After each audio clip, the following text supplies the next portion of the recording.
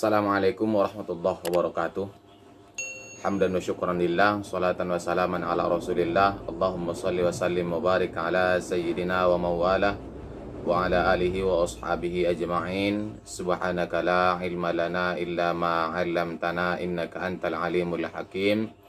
Rabbi yassir wa la tu'assir, Rabbi tamim bil khair, wa la hawla wa la quwata illa billahil aliyyil azim.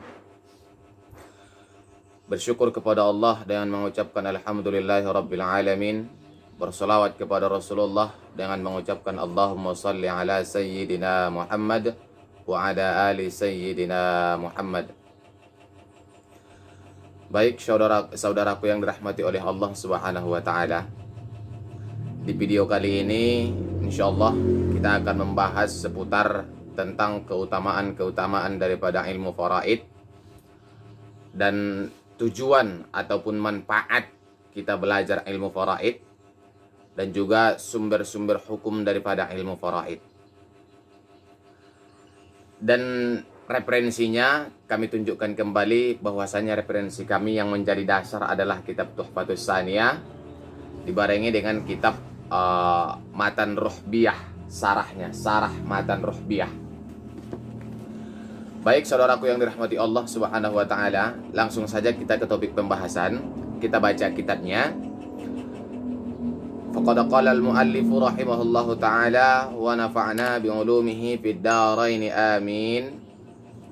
Bismillahirrahmanirrahim. Wa fadluhu, dan keutamaan ilmu faraid, jazilu lima qila annahu nisful ilmi. Wa qad hathan nabiyyu sallallahu alaihi wasallam ala ta'allumihi wa ta'limihi. Keutamaan daripada ilmu faraid itu jazil, sangat banyak sekali. Di sini disampaikan hanya satu, tapi insyaallah dari referensi yang lain kami sampaikan 3 manfaat daripada mempelajari ilmu faraid. 3 keutamaan daripada mempelajari ilmu faraid. Di sini disampaikan bersumber dari hadis Rasulullah sallallahu alaihi wasallam annahu, bahwasanya nisful ilmi, ilmu faraid itu adalah termasuk sebagian daripada ilmu, separuh daripada ilmu. Maksudnya begitu banyak ilmu yang Allah ciptakan di dunia, yang Allah berikan kepada makhluk, banyak betul macam-macamnya. Ketika kita pelajari ilmu faraid, maka seolah-olah kita telah mempelajari separuh daripada ilmu yang telah Allah turunkan ke dunia. Ini termasuk keutamaan daripada ilmu faraid, dan ini Rasulullah menyampaikan itu. Saudaraku yang dirahmati Allah. Yang kedua, perlu kami tambah bahwasanya faraid adalah merupakan daripada bagian daripada agama. Ilmu faraid tak bisa dipisahkan dari agama. Dia termasuk daripada tiang tonggak daripada agama. Ketika seseorang terbiasa dengan faraid, ketika seseorang mengamalkan belajar ilmu faraid, maka seolah-olah dia telah mendirikan, dia telah mengukuhkan agama Islam di atas dunia.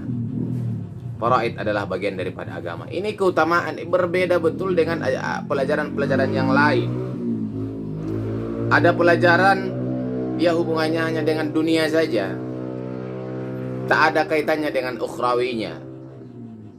Faraid bicara dunia dan bicara akhirat juga. 2 kami sampaikan. Yang ketiga, apalagi keutamaan daripada ilmu faraid ini? Yang ketiga adalah, ingat saudaraku yang dirahmati Allah, ilmu faraid adalah ilmu yang pertama kali lenyap dari atas dunia, ilmu yang pertama kali hilang dari atas dunia. Dan inilah yang pertama kali ditinggalkan oleh umat Islam. Yang makin doyan sekarang orang mengerjakan adalah ibadah umrah. Ada refreshingnya, ada kesenangannya. Sementara faraid tidak sesuai dengan hasrat dan keinginan lagi. Makanya lenyap, hilang ini. Ketika ilmu faraid sudah Allah angkat dari atas dunia, ini merupakan sebuah tanda-tanda bahwa hari kiamat itu, saudaraku yang dirahmati Allah, sudah mulai dekat. Keutamaan daripada belajar faraid ini insyaallah, saudaraku yang dirahmati Allah, silahkan perhatikan gambar yang di samping saya. Di situ sudah saya rangkum apa yang menjadi keutamaan belajar faraid. Yang kedua, yang menjadi topik pembahasan kita di video kali ini, apa sih gunanya kita harus belajar faraid? Perlu kami sampaikan, saudaraku yang dirahmati Allah, banyak orang tahu dengan hukum waris mewarisi, tapi untuk proses membaginya dia nggak tahu. Makanya di sini disampaikan faedah wa faidatuhu, faedah daripada mempelajari faraid, al-iqtidaru ala ta'yinis sihami lidawiha, boleh, liduyiha boleh juga. Apa faedahnya? Al-iqtidar, adanya ketetapan ataupun ketentuan untuk kepastian bagian. Semua orang tahu ketika si suami meninggal, bagian si istri itu adalah 1/4 kalau suaminya tak punya anak, atau 1/8 kalau suaminya punya anak. Itu semua orang tahu. Tapi proses pembagiannya dalam hukum faraid, orang nggak tahu dengan itu. Saudaraku yang dirahmati Allah Subhanahu wa ta'ala, itu baru hanya dasar saja. Bisa jadi nanti dalam perhitungannya dia bertambah atau dia berkurang dari jumlah yang semestinya 1/8. Inilah makanya kita belajar faraid. Topik yang ketiga yang menjadi topik pembahasan kita di video kali ini adalah sumber hukum daripada hukum faraid itu mana sih Ustaz? Perlu kami sampaikan, saudaraku yang dirahmati Allah, sumber hukum faraid yang pertama jelas-jelas Allah sampaikan adalah Al-Quranul Karim. Al-Quranul Karim yang menjadi pedoman hidup setiap orang muslim. Al-Quranul Karim, ini sumber hukumnya. Terus apa lagi? Wasunnah, hadis-hadis Rasul. Banyak kali hadis Rasul yang membahas, yang bercerita tentang masalah pembagian harta warisan. Dan yang ketiga, yang menjadi sumber hukum daripada faraid adalah ijma'nya para ulama. Perlu kami tegaskan, saudaraku yang dirahmati Allah, bahwasanya yang menjadi ranah khilafiyah di dalam ilmu faraid tidak sebanyak khilafiyah di ilmu fikih.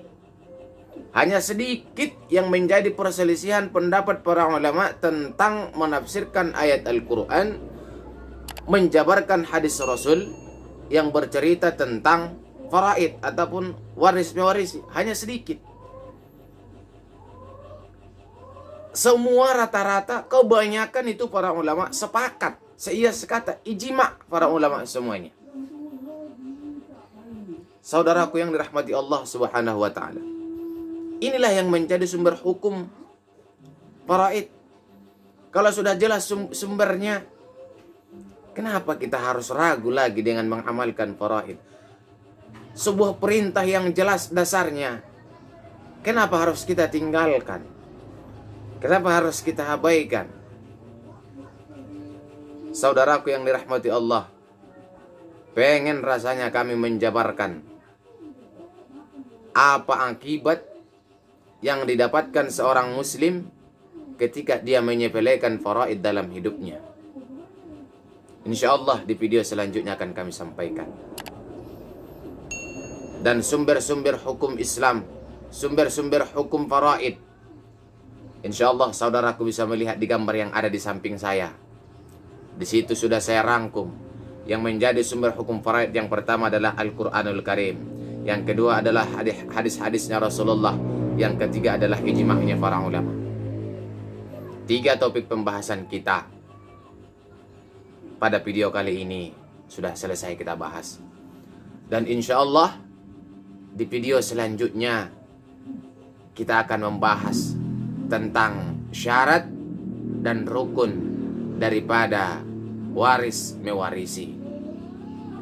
Biar jelas mana yang menjadi syaratnya, mana yang menjadi rukun daripada faraid, supaya harta warisan sah, boleh secara hukum Islam untuk kita bagikan.